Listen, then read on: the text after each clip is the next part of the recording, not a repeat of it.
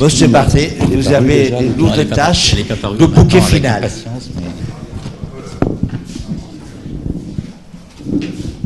Merci, donc je vais endosser un autre avis qui est celui de la réparation des complications chirurgicales. Donc, en plus de présenter des alternatives à certaines interventions chirurgicales, on essaie de développer la réparation des complications de la chirurgie.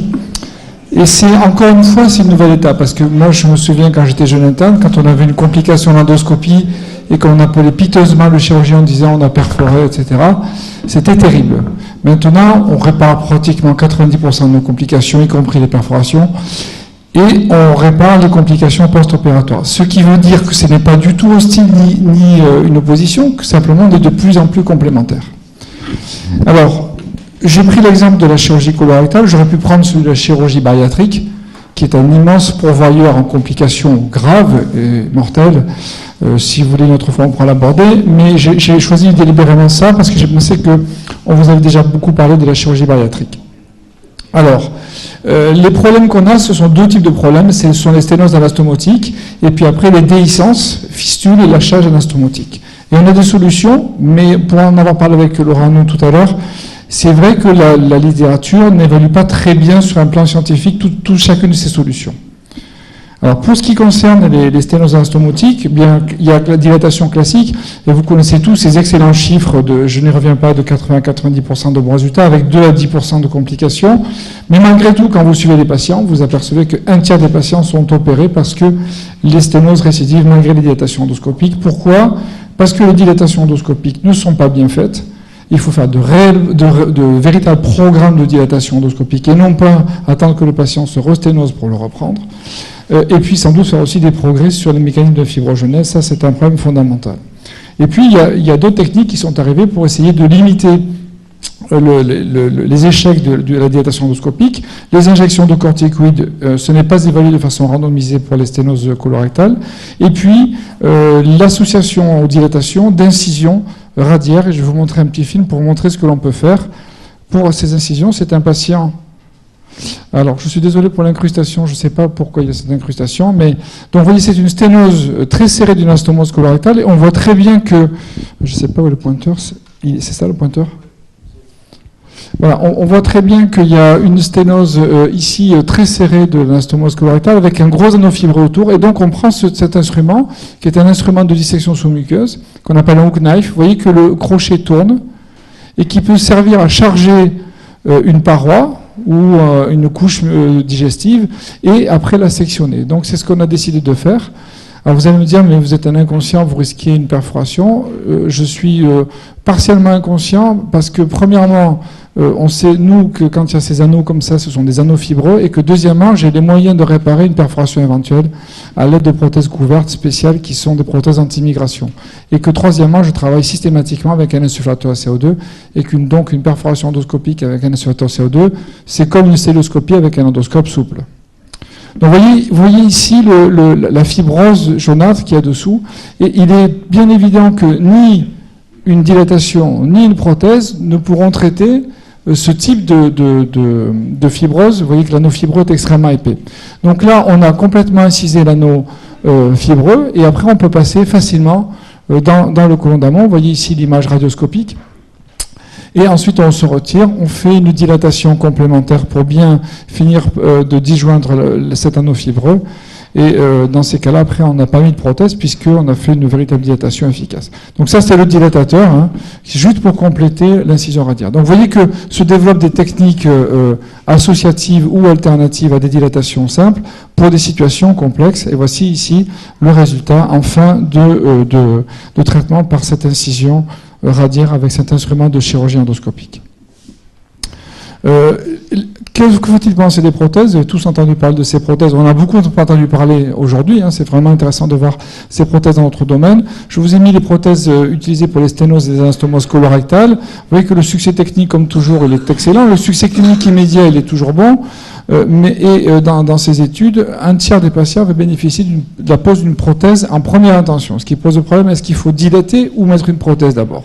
Quand vous regardez les résultats de ces prothèses, d'abord vous voyez qu'il y a deux types de prothèses, les prothèses non couvertes et les prothèses couvertes, avec des taux de migration importants quand on met des prothèses couvertes, et un taux de complication très important quand on met des prothèses découvertes, parce que les prothèses découvertes, malheureusement, sur le plan digestif, sont inextractibles.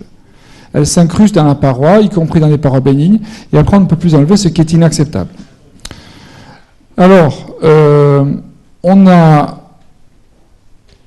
enfin, au final de ces chiffres, cette conclusion-là. Qu'est-ce qu'on peut attendre des stents couverts par rapport aux dilatations?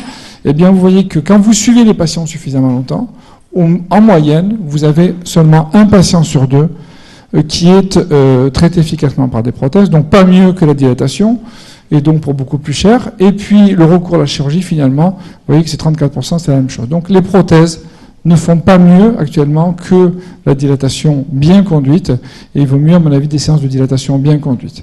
On est en train de travailler avec une firme coréenne sur un nouveau type de prothèses, qui sont, vous voyez, ces prothèses complètement couvertes, avec un fût à l'extérieur découvert, pour limiter le risque de migration, tout en conservant l'efficacité d'une prothèse couvertes, et on peut les extraire systématiquement à 2 mois. On vient de publier le résultat, on a 100% d'extractibilité avec seulement 16% de migration. Donc on peut améliorer encore le design de ces prothèses et faire encore des progrès, on a de la marge. Juste pour votre information, il y a des recommandations sur un papier qu'on vient de faire avec Janine Van Hooft, une néerlandaise, sur l'utilisation des prothèses en endoscopie digestive pour les sténoses, qu'elles soient malignes ou bénignes. Deuxième problème, c'est celui de qu'est-ce qu'on fait pour les abcès, les fistules et les lâchages astomotiques, surtout sur le pelvis, qui est une région difficile d'accès pour les radiologues, pour lesquels ils reculent souvent. Alors, pour les abcès, on a une méthode très simple, et j'espère que vous en disposez dans chacun de vos centres, c'est le drainage sous écho-endoscopie. Alors, Thierry Ponchon, tout à l'heure, n'en a pas parlé de l'écho-endoscopie. D'ailleurs, c'est intéressant parce que lui, il a fait l'endoscopie avant moi, et il a pris la technique de l'endoscopie et de la CPRE. Mais en plus de la CPRE, il y a une technique beaucoup plus importante, enfin de plus en plus importante, qui est l'écho-endoscopie, qui est tout une technique. Donc c'est un peu comme la chirurgie avec l'endoscopie. Même au sein de l'endoscopie, il y a des endoscopistes qui n'ont pas pris tous les trains qui partent, ce qui est normal, hein. On ne peut pas suivre tous les trains en même temps. Et donc cette technique, c'est une technique extrêmement utile. Alors pour que vous compreniez, je vous montre ce film de suite. C'est le film c'était une jeune fille de 18 ans qui était une athlète renommée et qui avait été opérée de l'appendicite, qui avait fait un abcès pelvien, et un abcès pelvien sévère. Et donc les radiologues ne voulaient pas la drainer parce que c'était un pelvis, les chirurgiens ne voulaient pas faire une opération délabrante parce que c'était une athlète. Et donc, vous voyez ici, en écho-endoscopie, on met un écho-endoscope dans la lumière rectale. Vous voyez ici, l'abcès, c'est tout ça. Il y a même quelques bulles d'air à l'intérieur. D'accord? Et ça, ce qui est échogène ici, là, c'est du pus. C'est du pus dans cette volumineuse collection qui faisait pratiquement 6 cm. Donc, sous contrôle échographique, exactement comme fait le radiologue, on l'a vu tout à l'heure par la percutanée, on met une aiguille. Avec cette aiguille, on va passer un fil guide dans la lumière de l'abcès, que l'on va enrouler dans l'abcès, et après, on va forer volontairement la paroi du rectum pour permettre une évacuation du pus à l'aide d'une prothèse de queue de cochon et d'un drain qu'on va mettre, un drain anneau kystique. Ça paraît une aberration d'aller vider une cavité purulente dans une région hautement septique. Néanmoins, il faut être pragmatique, c'est ce qui marche, et ça marche très bien puisque les patients guérissent. Les chiffres étaient sur la diapositive précédente, c'est plus de 90% d'excellents résultats, sans drainage percutané, avec un simple, vous voyez ici l'image radioscopique avec cet instrument qu'on appelle un cystostome, et qui permet donc de forer un trou dans la paroi de l'abcès. Vous voyez qu'il y a 2 fils guides, et après on va mettre en place une prothèse de queue de cochon et un drain. Donc ça paraît une aberration, mais pourtant, sur un plan pratique, en réalité, ça marche extrêmement bien. Et actuellement, nous, à l'hôpital Nord, tous les patients qui ont une complication d'abcès pelvien, que ce soit d'origine gynécologique ou d'origine de chirurgie digestive, on procède avec ce type de traitement, avec des résultats qui dépassent 90% d'excellents résultats. Et une hospitalisation de 3 jours. Alors, autre dogme que l'on fait tomber, c'est celui du lâchage de sutures. Jusqu'à présent, on considérait que l'endoscopie pouvait traiter des déhiscences partielles, éventuellement, mais on considérait qu'un lâchage anastomotique était une contre-indication à la gestion endoscopique. Alors, l'année dernière, j'ai été invité au congrès de coloproctologie, j'ai présenté nos résultats publiés et une vidéo, et il y avait Yves Panis qui m'a dit « Tiens, je vais t'envoyer un patient ». Je vais vous montrer la vidéo. Un patient qui avait eu un cancer du rectum opéré après radio-chimiothérapie préopératoire avec un lâchage anastomotique complet. Alors, la billet d'eau ne se lance pas. Comment? Je le mets là? Tout à l'heure, voilà, elle est lancée. Donc, ce patient avait une stomie, bien sûr, puisqu'il avait un lâchage d'un stomatique complet. Vous voyez la cavité résiduelle pelvienne correspondant au lâchage d'un stomatique complet. Le côlon s'était rétracté plus dans le pelvis. J'ai fini par retrouver, en faisant une dissection froide avec le bout du guide, un passage. Et je suis arrivé à remonter. Vous allez voir, à retrouver le trajet. Vous voyez ici la cavité pelvienne, déshabitée. Et ici, le trajet que j'ai retrouvé en faisant une dissection froide avec le guide du tissu pelvien. Voici ici la cavité. Et donc, j'ai réussi à retrouver le côlon d'amont, le côlon gauche qui avait été abaissé, à remettre un guide dans la lumière de ce côlon gauche, après avoir dilaté sur le trajet du guide, et après à réanastomoser l'anus du patient avec le côlon d'amont à l'aide d'une prothèse couverte. Et en fait, on a découvert ça en faisant un modèle animal. Je l'ai publié la première fois il y a 5 ans. C'est que, en fait, quand vous mettez une prothèse sur une désunion complète, ça sert de tuteur à la répitalisation. C'est-à-dire qu'en fait, on fait une cicatrisation dirigée. On ne fait pas le principe de la transplantation, on remplace. On ne fait juste qu'aider la nature à cicatriser. Voilà ici la mise en place de cette prothèse qui est une prothèse longue, hein, vous voyez, qui est une prothèse totalement couverte, et qui va servir de tuteur à la cicatrisation. Alors je sais bien que ça vous paraît un peu incroyable, même moi au début, la première fois que j'ai fait ça, ça m'a paru incroyable, et vous allez voir après le film, au retrait de la prothèse, vous verrez que c'est très étonnant. Ce patient, voici ici après le largage de la prothèse, ça ici c'est l'image endoscopique. Ce patient après récupéré une fonction anale, et Yves Panis lui a retiré sa stomie il y a peu de temps, il y a 3 mois.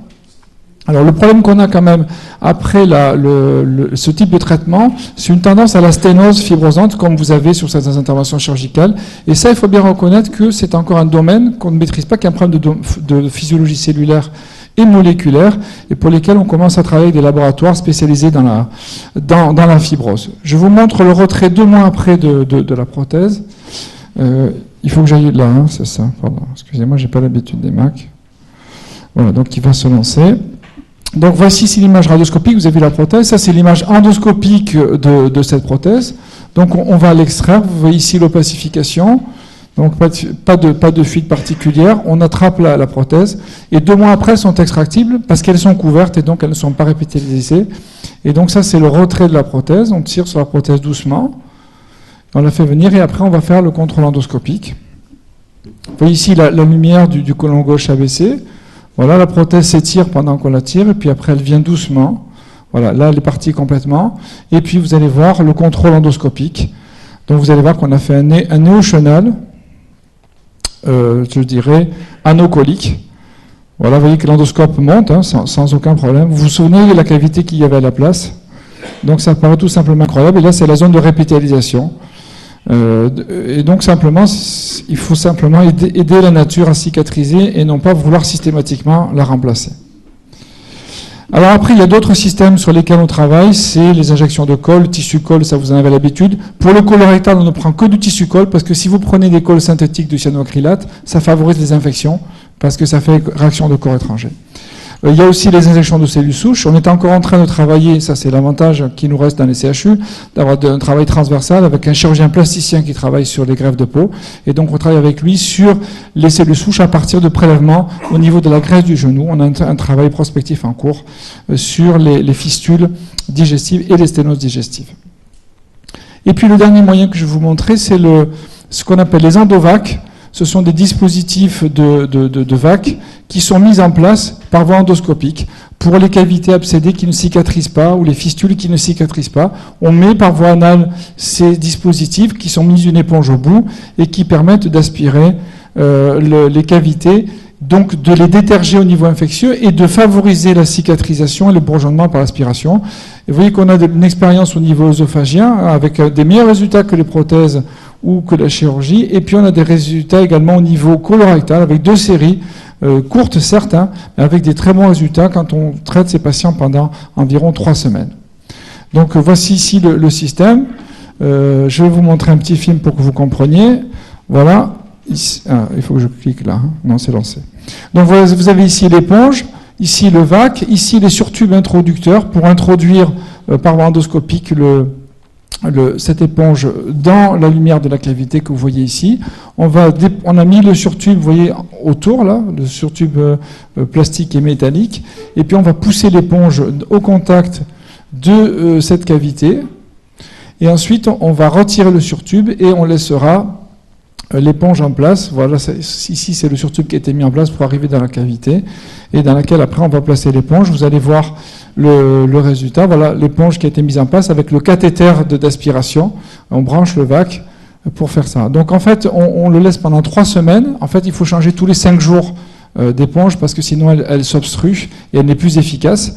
Et donc en faisant cela, on a d'excellents résultats, y compris dans des complications de maladie de Crohn.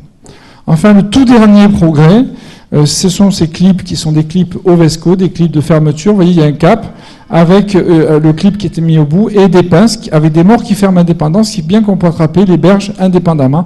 C'est pour ça qu'on peut faire même maintenant des perforations endoscopiques grâce à l'aide de cette pince qui est un peu celle que vous avez quand vous faites des interventions chirurgicales. J'ai presque fini, ne vous inquiétez pas.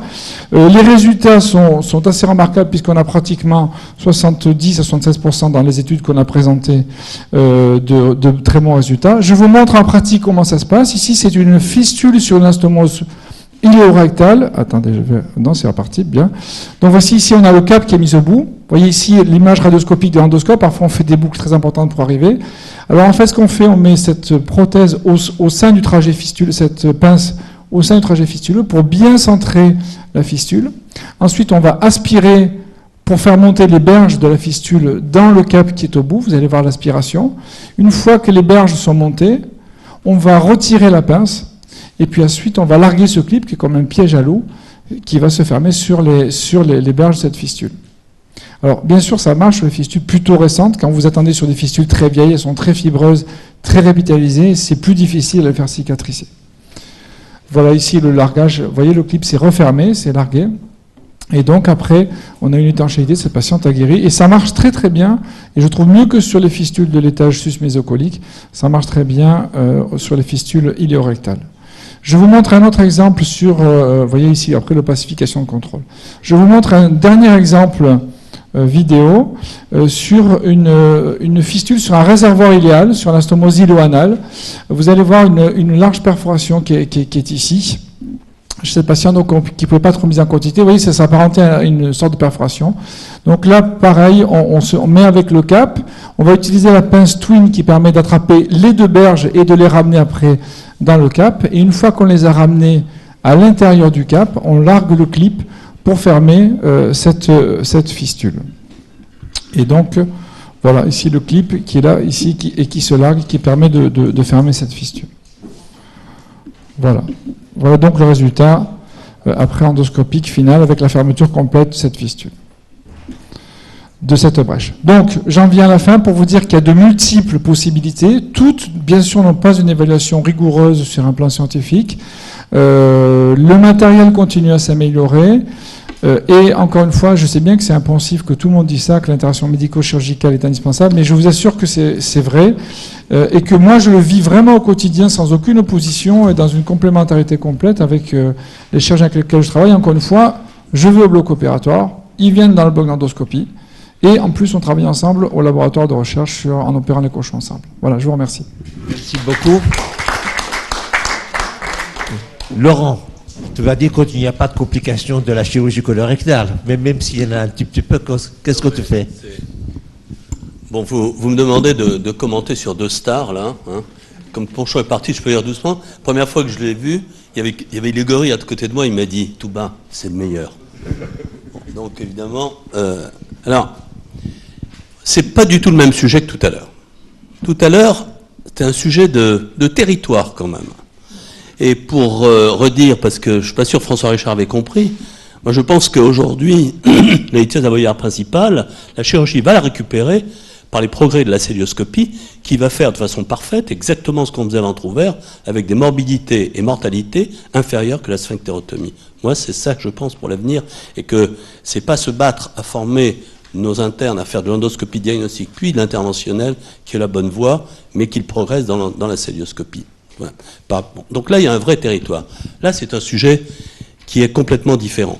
Et heureusement, je vais garder que la dernière ligne, l'interaction, qui est un peu le mot le plus important. J'aurais été triste s'il ne l'avait pas dit, parce que il vous a montré, il a fait un vrai topo de chirurgien, je trouve. Je ne sais pas ce que vous en pensez, c'est-à-dire qu'il a fait un vrai topo de chirurgien, c'est-à-dire qu'il vous montre des techniques, comment je ferme un trou, comment je dilate, mais moi, un peu plus médecin que lui, hein, j'aurais préféré voir un peu plus de contexte, de physiopathologie, comment est le malade, et essayer de classer les lésions, et lesquelles ont besoin de vous, lesquelles ont besoin de nous, d'être plus didactique, en tout cas pour des plus jeunes. Ici, on est entre amis, c'est différent, hein. Mais vous avez fait vraiment un topo de chirurgien avec des techniques qui me laissent un peu sur ma faim. Moi, la moitié de ma carrière, je l'ai travaillé avec Étienne Lévy sur les complications septiques. Donc, c'est la moitié de ma vie, c'était ça. Et moi, je crois qu'on peut pas parler d'une sténose sans dire à quoi elle est due, cette sténose. Si elle est due, je prends déjà ce premier exemple, si elle est due aux anastomoses mécaniques, c'est pas assez large, mais il reste le rond. Là, vous avez, c'est le trilombe de la dilatation. Ce serait complètement absurde de repérer ces malades-là, et c'est là-dessus que vous avez les grands succès. Mais beaucoup de sténoses sont dues à des fistules. C'est sténosé parce qu'il y a eu une déhiscence, parce qu'il y a eu une fistule. Et là, c'est obligatoirement vos échecs, et il faut d'autres techniques, et la majorité de ces patients seraient opérés pour refaire une anastomose. Vous voyez ? Donc, j'aurais aimé qu'avec cet extraordinaire potentiel manuel que vous avez, on revoie les choses dans le contexte. Si je prends juste deux exemples, la sténose, et je prends après les complications septiques. Bon, je passe au drainage des abcès. Le drainage transrectal d'un abcès pelvien, on l'a fait, j'ai connu ça déjà quand j'étais interne, ça marche évidemment très bien. On peut drainer une cavité suppurée dans la lumière intestinale qui est sale, avec des succès. Mais au-delà de ça, quand il y a un trou et une péritonite, il faut analyser ce que c'est cette péritonite. On peut pas dire comme ça, je vais fermer le trou. Mais surtout que moi je vous ai entendu parler des complications de la bariatrique, vous l'avez parfaitement bien, vous connaissez ça aussi bien que nous. Il faut le mettre dans le contexte du sepsis, de l'état du patient, où va la fistule, est-ce qu'il y a une péritonite, est-ce qu'il y a une infection localisée, est-ce qu'il y a une fistule interne, et c'est toute cette analyse qui fait qu'il y aura peut-être quelques malades où on va avoir envie de vous dire, tu vas fermer ce trou parce que à côté, il n'y a plus le trajet, à côté, tout est propre, il n'y a plus la péritonite, enfin, ce que vous savez aussi bien que moi, puisque je vous ai entendu en parler. Donc je crois que c'est pour ça que c'est pas le même sujet. Je crois que les complications septiques de la chirurgie digestive, c'est un métier. Et dans ce que vous avez écrit, vous parliez de la difficulté opératoire et des mauvais résultats.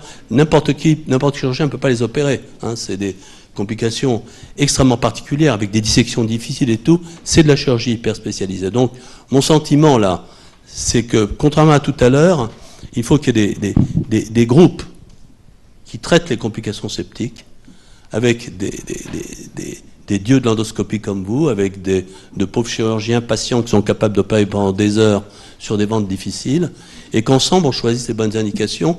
Je dirais presque, comme le cancer, j'ai envie de dire, on ne devrait pas avoir le droit de traiter ce type de patient sans une RCP, sans une consultation pluridisciplinaire, où ensemble, à ce moment-là, on peut obtenir des résultats, en sachant que tout ça, quand c'est mal fait, pour ceux qui font de l'expertise, on sait que c'est des mortalités et des morbidités absolument effroyables, et le nombre de patients qu'on voit mourir en disant qu'ils auraient dû guérir, c'est très impressionnant. Donc on est obligé de travailler ensemble, mais pas comme ça en disant c'est une vraie concertation pluridisciplinaire avec des centres qui ont l'habitude de faire ça.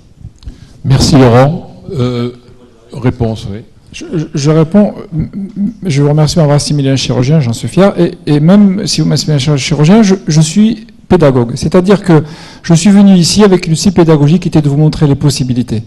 Si vous voulez un exposé où je fasse sur un plan scientifique le rationnel, les stratégies thérapeutiques, je vous le prends par exemple avec la chirurgie bariatrique, et là je vous montrerai comment j'essaie d'expliquer à tous mes collègues endoscopistes, arrêtez de faire n'importe quoi, de mettre des prothèses à tout bout de champ sur des orifices que vous n'avez pas explorés, avec derrière des cavités abcédées, des fistules multiples qui vont se compliquer encore plus.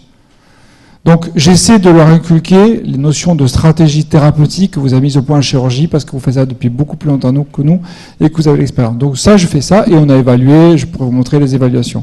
Donc on fait attention à ça. Ceci étant, je peux vous assurer que je partage tout à fait votre avis qu'il faut centraliser les complications dans des centres experts parce que je vois souvent des reprises chirurgicales qui sont des catastrophes et je ne comprends pas qu'il y a encore des chirurgiens qui essaient d'aller suturer des perforations ou des fistules dans des milieux septiques alors qu'ils savent très bien que ça ne peut pas tenir et que ça ne va faire qu'aggraver les choses. On en voit. Donc je veux dire, des deux côtés, il faut qu'on fasse effort. Et je pense qu'effectivement, il faut créer des centres de recours à experts pour ces patients qui sont compliqués. La semaine dernière, j'étais à l'HEGP justement pour traiter une sleeve fistulisée et qui avait été opérée 2 jours auparavant par un chirurgien qui était normalement expert dans les recours des complications et qui avait fait une suture sur la ligne d'agrafage gastrique et mis un petit drain de drainage. Donc moi je l'ai repris, j'ai ouvert l'estomac, je suis allé faire une toilette péritonéale et j'ai mis après des drains conséquents pour après drainer par voie endoscopique. Voilà, en faisant un système de circuit par voie haute et récupération par le drain percutané. Donc, encore une fois, ça doit être... c'est pour ça que vous avez raison, que la dernière phrase de mon exposé, c'est peut-être la plus importante sur le plan de la prise en charge. Je voulais juste vous montrer toutes les possibilités qui s'offrent et reconnaître humblement que, comme elles sont nouvelles, elles ne sont pas toutes très bien évaluées, qu'il y a encore du travail à faire. Merci Marc. Xavier Martin. Bien, moi j'ai été passionné par vos images sur le lâchage de suture et la reperméabilisation. Oui. C'est exactement ce qu'on fait, nous, en endoscopie urologique, devant une sténose étendue de l'urtère. Et donc, on a vraiment des choses similaires. Tout à fait. Et je pense que, finalement, ces dogmes, ils arrivent à sauter avec la pratique. Oui. Je me rappelle nos professeurs d'urologie, il y a 30 ou 40 ans, on a entendu dire qu'on ne mettrait jamais une néphrostomie, un tuyau dans le rein par voie percutanée. Ça, c'est ce qu'on nous a dit il y a 40 ans, je l'ai entendu. Donc, vraiment, je pense qu'il faut explorer ces nouvelles interventions et après mettre au point les matériels qui vont permettre de maintenir ces rétrécissements en sachant que moi, je me mets à la place des chirurgiens qui sont dans un milieu qui a été multi-opéré, ils sont très contents, je pense, d'avoir une solution alternative à une intervention qui serait extrêmement difficile. C'est comme ça qu'on raisonne dans notre spécialité. Oui, juste, je voulais vous demander, au point de vue des résultats pour les reperméabilisations du côlon, parce que une des difficultés qu'on a actuellement, aussi bien au niveau de l'urètre que de l'urtère, c'est quand il y a des pertes de substances relativement longues, on a utilisé très souvent ce genre de prothèse en espérant que ça va se réépithélialiser. Mais souvent on a de la fibrose et on a des difficultés de reperméabilisation. Vos prothèses couvertes, elles sont, je dirais, actives ou inactives, c'est-à-dire qu'elles sont simplement couvertes, inactives pour empêcher la prolifération de tissus fibreux. Mais après, vous avez dit qu'il y avait un pourcentage de sténose qui était non négligeable. Vous avez en gros quelques chiffres. Le pourcentage de sténose, c'est 60%. Qui doivent être traités par des dilatations itératives. C'est-à-dire qu'en fait, on a une première phase où on tutorise la déhiscence anastomotique. Donc 40% et dans 60% et après on retire. Donc on le sait. C'est pareil d'ailleurs sur l'œsophage que sur le rectum. C'est pareil. Et après on retire la prothèse et dans 60% des cas, il y a une tendance à une sténose qu'il faut dilater. Voilà. Et on ne sait pas, on n'a pas de facteur de prédictif pour l'instant pour les patients pour savoir lesquels vont faire des sténoses et lesquels vont faire des sténoses vraiment réfractaires très difficiles. Et à ce moment-là, vous faites des dilatations, je dirais, préventives, c'est-à-dire vous n'attendez pas que ça se sténose. Exactement. Vous faites des calibrages plus que des dilatations. Des calibrages itératifs. Ouais. Comme vous faites exactement. Et d'ailleurs, on a le même problème, pour discuter avec mes collègues urologues, on a le même problème de sténose fibreuse après réparation d'un tube, si je peux dire. Voilà. Bien. Pour la première fois depuis 4 ans qu'il y a ces séances de l'interventionnel, je vois qu'un des objectifs est atteint. Cet objectif était que les gens de disciplines différentes puissent se parler. Et je me réjouis de voir un urologue, un gastroentérologue, un chirurgien et tout. Ce dialogue, c'était fait uniquement pour ça. Donc je vous remercie tous, les orateurs, vous qui avez resté jusqu'à si tardivement. Donc on va essayer de vous faire pour l'année 2015 un programme qui puisse vous intéresser comme pour l'année 2014. Merci. Merci beaucoup. La séance est levée. Les élus de la